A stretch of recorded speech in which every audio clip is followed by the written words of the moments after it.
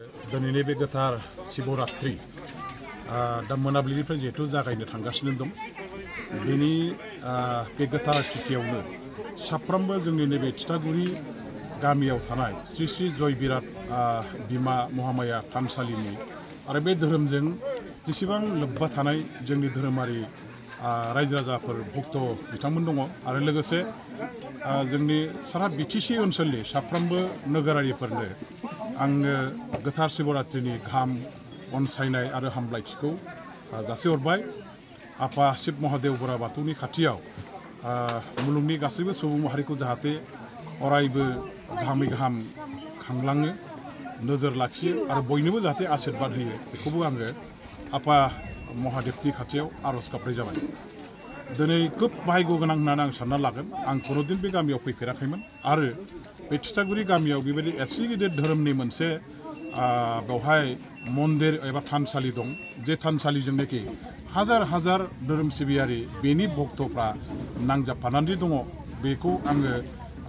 मिथियाखैमोन। दा बेवहाय बे जोंनि नैबे तितागुरि गामिनि जे श्री श्री जय बिराट महामाया थानसालि बे मन्दिरनि सिबियारि बिथांमोननि जे कमिटि दं, बे मन्दिर परिचालना कमिटिया आंखौ दिनैनिफ्राय जानो गोनां जे शिवरात्रि फालिनायनि इसोर सिबिनायनि जे मोनसे सानथामनि बिथांमोनहा हाबाफारि लादों। बे हाबाफारियाव दिनै बिथांमोनहा सिबिनायनि मुङाव जेखिनि जय जगार लाहार फाहार खालामबाय, बिनिनो दिनैहाय मोनसे लांगोनानि गाहाय गेटखौ खुलिनो थाखाय फिथा हानानै बे बिबानखौ हास'नानै होनो थाखाय आंखौ बिथांमोनहा लिंबोदों आरो बिथांमोननि खावलायनाय बायदियै इसोरनि बे गोथार हाबाफारियाव आंबो लोब्बा थाफानानै इसोरनि फारसे आरज गाबनायनि खाबुखौ लानो होननानै बाहागो लाफैनानै दिनै बेयाव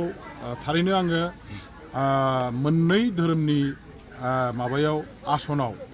इसोरखौ खुलुमनो थाखाय जिरायनो खाबुखौ मोनदों। बे धोरोमनि गायसनगिरि जे बिमागुरु जे दङ आरो बिथांमोननि जे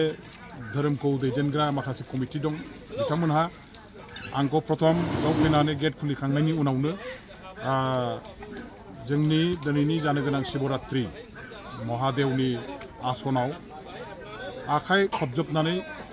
आरज गाबनो खुलुमनो सिबिनो थाखाय मन्दिराव सोनानै बिथांमोनहा आंखौ खुलुमनो खाबु होदों। आफा इसोरनि खाथियाव भगबान शिव महादेवनि खाथियाव आङो आरज गाबबाय। बेनि उनाव आरोबाव बेवहायनो जिहेतु बिमा महामायानि मोनसे मन्दिर दं, जे बिमा महामायाया गावनो गाव हा सिंनिफ्राय सिंखावनानै हा बेदगावनानै सनानि मोनसे महर लानानै जे नुजाबोदोंमोन आरो बेहाय इसोर हिसाबै आंनो बेवहाय सासे इसोर हिसाबै नुजाफैबाय, बेखौ जिहेतु फोरमायनानै लानाय जादों। मुलुगनि सुबुं माहारिखौ खांनो नोजोर होनो बे बिमा महामाया बे जायगायाव जिहेतु नुजाफैदों, बेखौ सिबिनायनि मुङाव दिनै बेयाव मोनसे जे मन्दिर दं, बे मन्दिरावबो आंखौ बिमागुरु आरो बिथांमोननि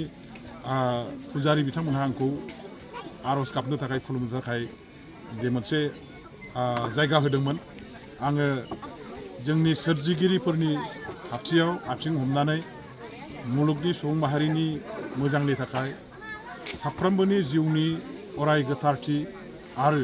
गोजोरथिनि थाखाय साफ्रोमबो जाहाथे जौगासार जानो हायो, बिनि थाखाय आं आरज गाबदों।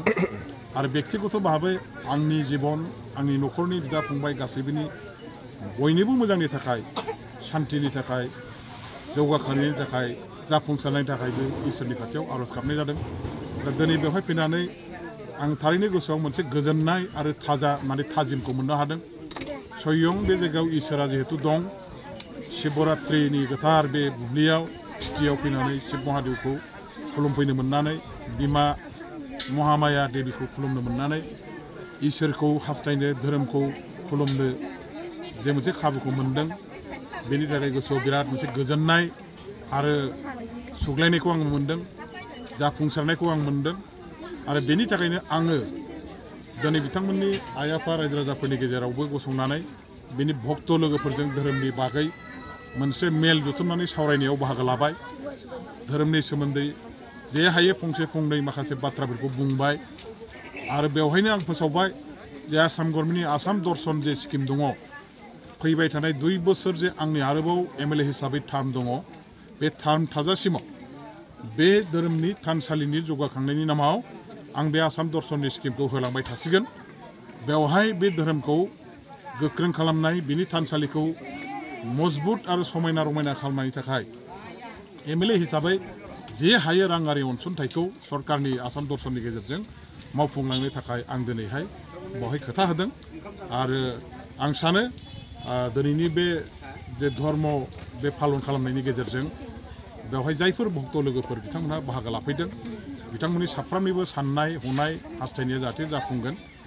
आरो इसोरा आरो माने बोर सारसिगोन आं बेखिनिखौ आफा इसोरनि खाथियाव आर'ज